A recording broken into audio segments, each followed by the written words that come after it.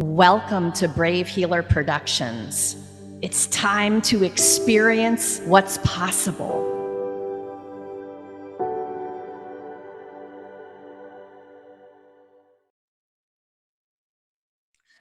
Welcome, everyone. I'm Laura DeFranco, the CEO of Brave Healer Productions, where we are helping the world experience what's possible. And here today to help me with that mission are some of the authors of one of our newest books, which happens to be out today. It's called Brave Kids Volume 3. This is a short stories to inspire our future world changers.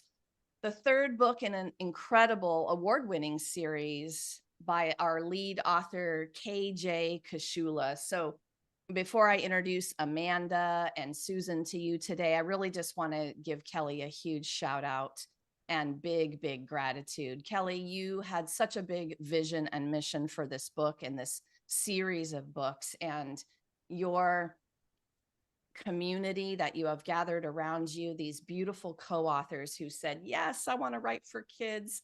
I'm just so grateful for you and what you have built, and that big vision you had when you came to me that day and you said, well, what kids? Let's write for kids, right? I was so excited, and here several years later with this beautiful volume 3. Oh my gosh, it's a day of celebration. So I am interviewing all of your beautiful short story authors, and I have 2 of them in my Zoom room today. Amanda Stewart Thompson is the director of Blind Spot Productions, who is on the verge of revamping her company and is a new and inspiring author. Welcome, Amanda. And we have got Susan Ernst, who is a 3-time author in the Brave Kids series, dedicated to helping children navigate life with confidence. Susan Ernst also happens to be my mama. So this is an exceptional honor for me to be interviewing her for this beautiful book. Welcome, Mom. Thank you. Very happy to be here. So I'm going to start with you, Mom, for this first question. Let's get into talking about these beautiful chapters. What's the most important thing you want people to know about yours? It's called The Magic of Angkor Wat. Jasmine learns the importance of active listening. And this is a returning character in the series. Tell us how that story came about, what you want us to know about it. Thank you, Laura. And excuse me, may I say congratulations to KJ Kashula, our lead author. She led us through this process. It's been wild and crazy as kids' books go, and I'm just delighted that today is launch day. My writing for all 3 of the volumes was inspired by my work at a rescue center for children in Cambodia who were rescued from sex trafficking or at risk of being trafficked. And so I am very passionate about those kids and all kids around the world. And my writing, I hope, will bring awareness to that, and bring awareness to how important it is to help our kids be brave and face their fears in this crazy world we live in. You were able to do some pretty intense mission trips there, and you were greatly impacted. I have listened to your stories about how that impacted you when you went there to help the kids. Can you tell us a little bit about Jasmine in terms of being that character? What do you want people to know about her?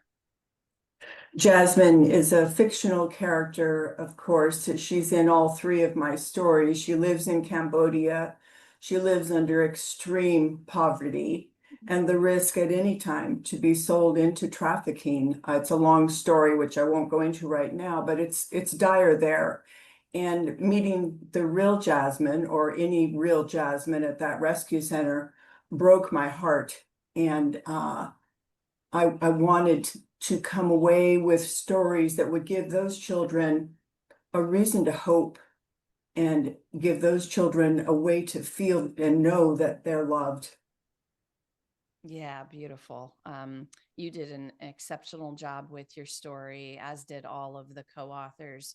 I'm sure there's another thank you to Kelly there, as she brought you all through the process of writing And not just writing, but writing for kids. It's quite an undertaking when we're thinking about all of the ways we want to express this message in a way that the kid, but also the parents, teachers, mentors who are sometimes reading these stories can enjoy it and easily read it and all of the things. Mom, thanks for saying yes and for, having the courage to become an author and be in this community and just be such an amazing part of it. Thank Love you you. very much. Love you, Mama. Love you back. Amanda, tell us a little bit about your story, The Cuddliest Collie, a tale of trust, healing, and new beginnings. What's the thing you want people to know about your story? Okay, so my story is about a little girl who has autism and an abandoned puppy who share the same trauma. And in finding each other, they learn how to overcome their fears and their trauma, and how to reconnect and integrate back into society. And yeah, the main takeaway from the story was never be afraid to try again. I love that takeaway. I think that when I think about your stories and the takeaways in them, this is not your average kid story. I'm so proud of you all and how you pulled moments in real life into your stories to help kids. Not being afraid to start again, take a risk, move into the world again. That's tough sometimes, you know? Yeah. Yeah, tell me more about that. Like, what is it about that that inspired you to write about that topic? Well, I've worked with kids for years, I think on and off for 20 years now, kids from all different backgrounds, with all different kinds of challenges and even disabilities. And I find it really rewarding work. And you connect with these kids and they touch a place in your heart and they inspire you. And I also love dogs. I've got a couple of dogs of my own, and I used to have a dog. He died a couple of years ago, sadly. I picked him up off the street when he was 3 years old.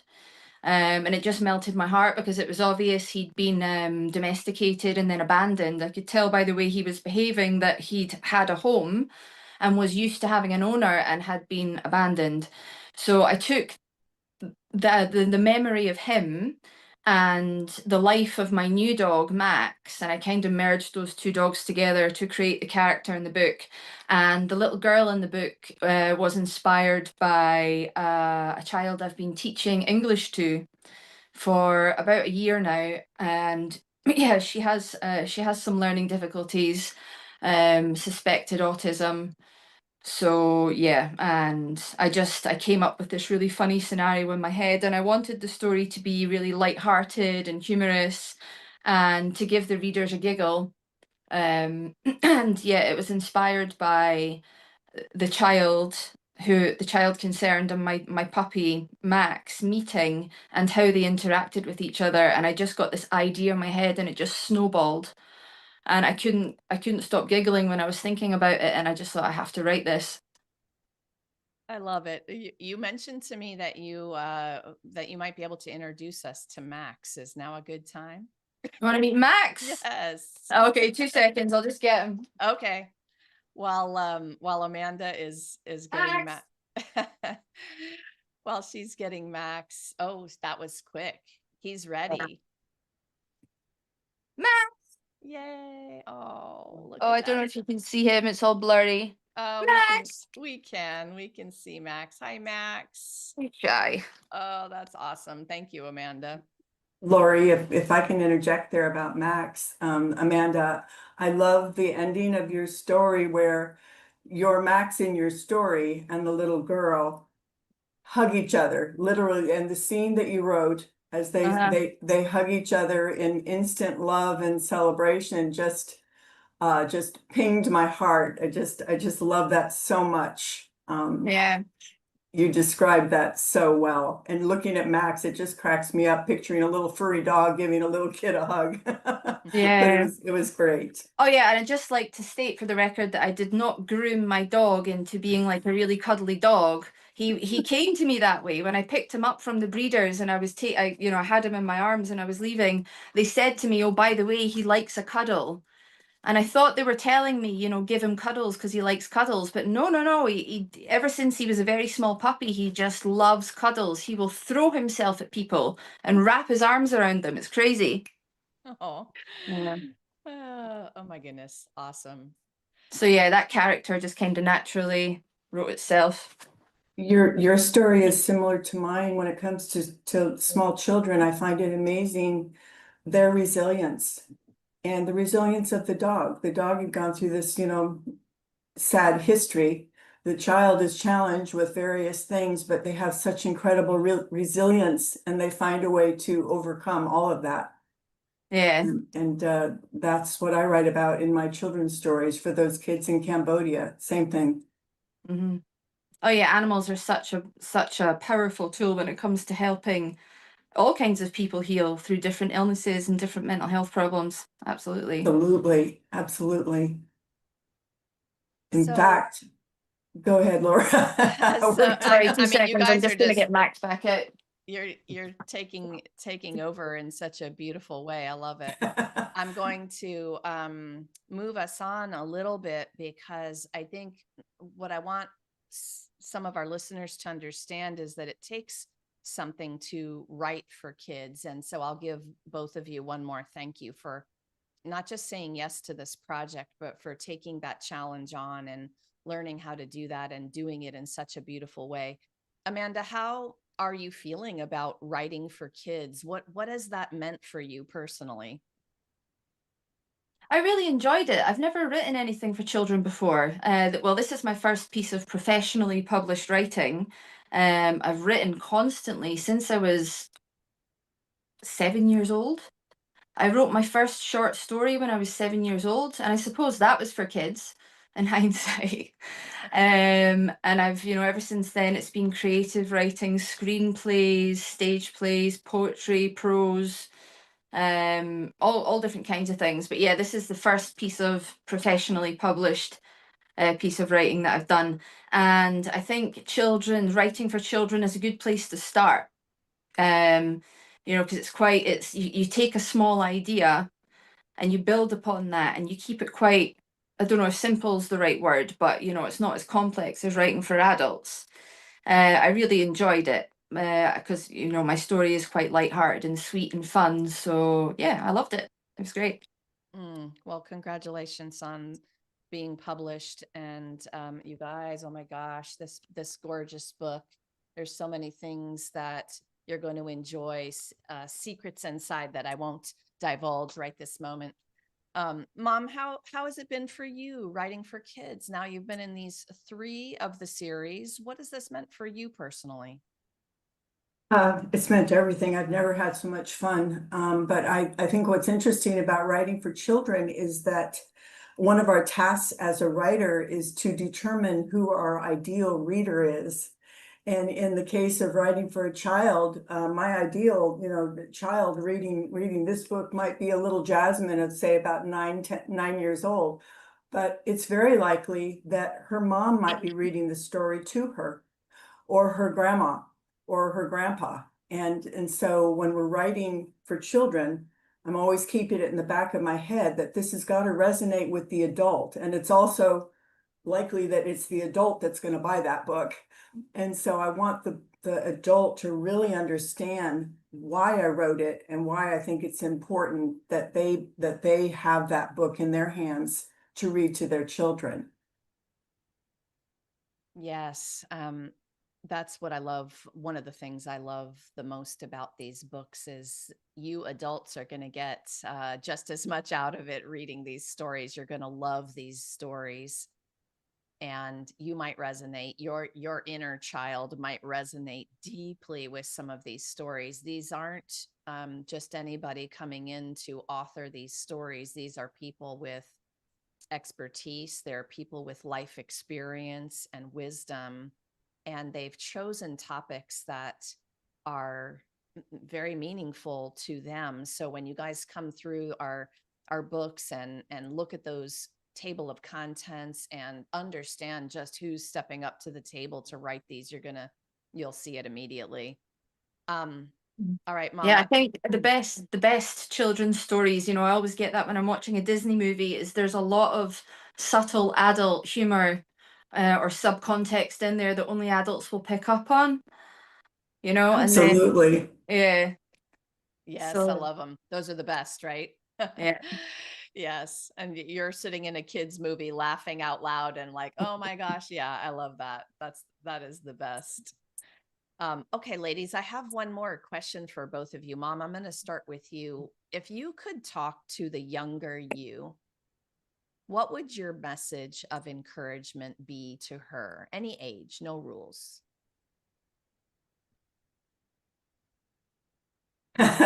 What would be my words of encouragement for her? To your younger you. I think I would tell her not to be afraid to share her feelings and to find her voice early in age. And at the same time, which is the subject of my story here, I would talk to her mother and say, Mom, be a good listener. It's so important. It's such a small action and it has such a great impact on that child. To be a really good listener, hear what she's trying to say to you. Yes, beautiful. I love that. I love listening to the answers to this question. And they ripple. This ripples through. And I've learned that we can talk to that younger self. I do a lot of journaling to her. I write to her a lot and give her the messages that I wish she had had back at whatever stages and ages there are. Amanda, how about you? If you could talk to the younger you, what would your message of encouragement be? Don't worry. Don't worry so much. Don't let people get you down because your life is going to be incredible beyond what you could ever imagine. Yes, also amazing. All right, gals, let's finish up with the idea of community. Amanda, I'm going to stick with you for this last question. For me, community has meant everything. It has been the support I needed to move forward on the bad days. When you think of community, maybe especially this Brave Kids community, what has that meant for you in your life? When I think of what community is a concept in general, community to me is about learning and growing and evolving together. I think two heads are always better than one. And when people get together and share ideas, and especially when they get creative together, you can literally change the world. Yeah, it's big potato stuff, you guys. World changing stuff. Mom, I'm going to close out with this question for you. Same thing. When you are thinking about the idea of community, what has that meant for you in your life? Well, it's meant everything.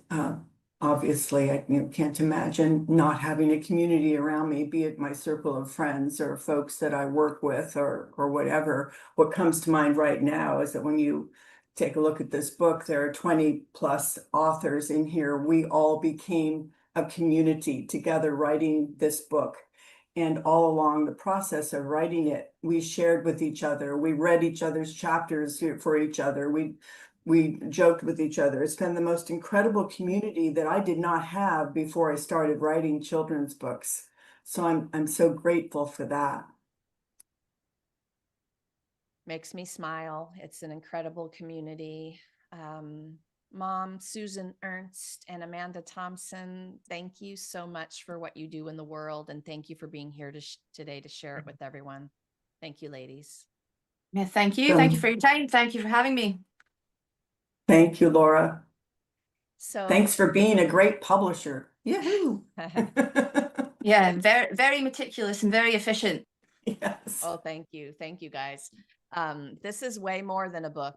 everybody. It is a generous community. We have Susan and Amanda linked up with their links down below. They're ready to answer a question and carry on the conversation they started in the book. Please go explore what all of the amazing things that they're up to. I've got all of that in the show notes.